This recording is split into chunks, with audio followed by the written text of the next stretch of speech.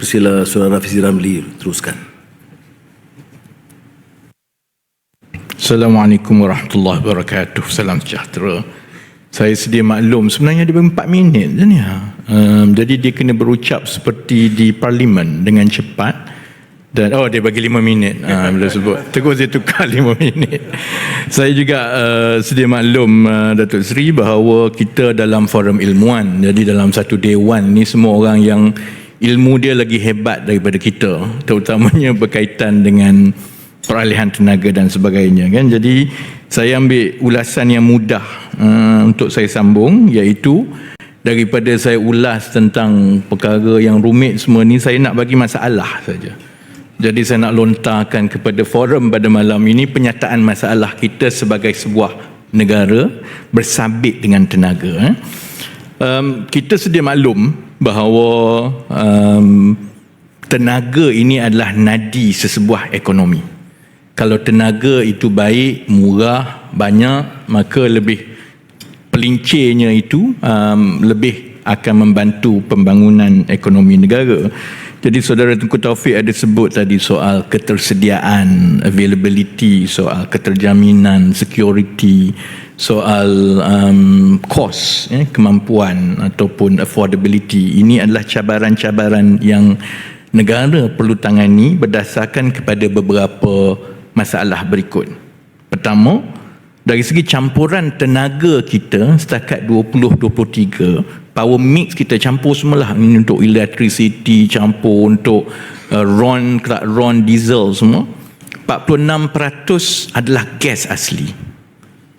27% adalah LPG, bahan petroleum, produk daripada petroleum. 23% adalah arang batu dan hanya 3% daripada tenaga boleh baru. Ini guna tenaga dalam negara kita kan.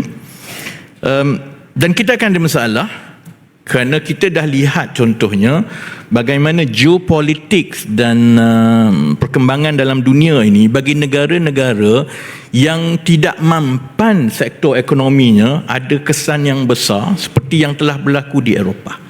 Eropah untuk beberapa masa yang panjang banyak bergantung kepada gas yang murah daripada Rusia.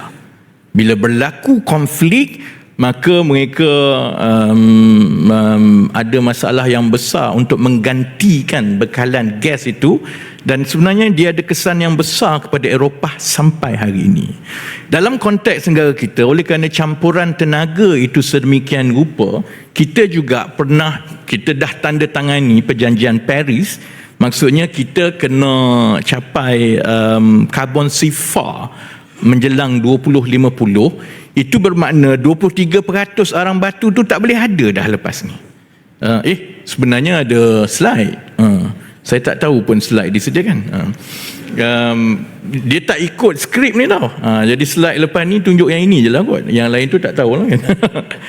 Jadi 23% arang batu tu dah tak boleh lah. Jadi bila kita mula phase out arang batu, retire coal dalam tempoh 10-15 tahun akan datang, itu akan menambah lagi beban kepada permintaan terhadap gas asli. Sekarang ni kita dah 46%, lepas itu yang 23% arang batu tu kena shift kepada gas asli dalam keadaan gas kita makin tiada. Setakat tahun lepas kita dah import sekitar 25% gas asli ke Semenanjung. Dan dalam 4-5 tahun akan datang, kalau kita tak lakukan sesuatu, import gas asli itu sudah tentu akan meningkat, naik dengan lebih laju. Dia ada kesan-kesan besar. Satu, dari segi kos kepada negara, kerana satu kargo LNG berapa? 100 million dollar. 60 to 80 million dollar. Lagi banyak kita import, lagi banyak aliran wang kita keluar, dan masaklah ringgit Malaysia contohnya. Jadi ini semua masalah-masalah yang bagaimana daripada soal tenaga ni dia ada kesan besar kepada seluruh negara kan.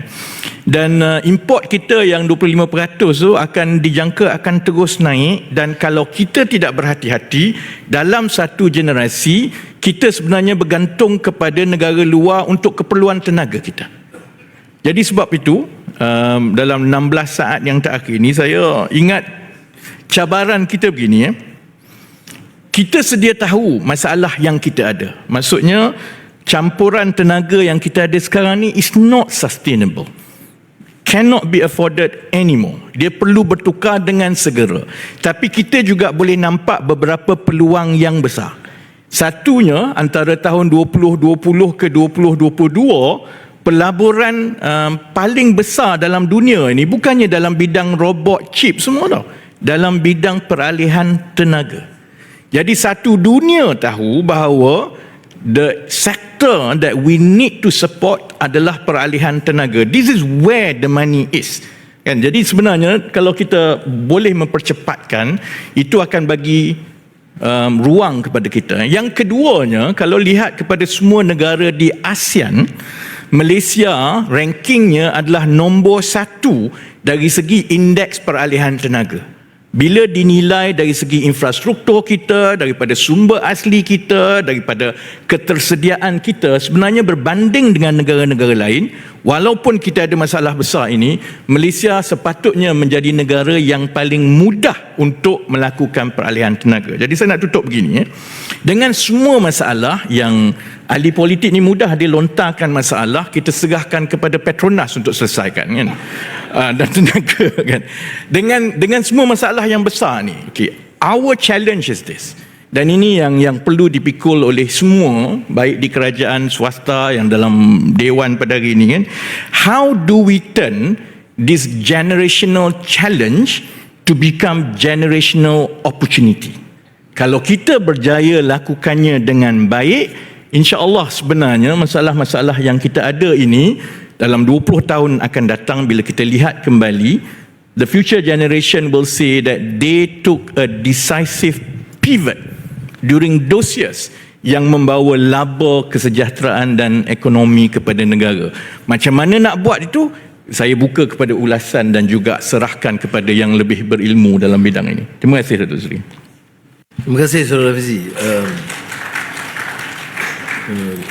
Beberapa lontaran yang harus direspon oleh pakar-pakar. Kemudian saya cuma nak maklum, selain daripada Menteri, ramai juga ahli Parlimen hari ini. Ini membantu supaya wacana Parlimen itu lebih bermutu daripada bicara pasal beralih daripada kisah songkok saya dan capar saya. Sekarang ni saya nak sila Saudara Sufian Dusuh. Silakan. Okay, terima kasih. Assalamualaikum warahmatullahi wabarakatuh.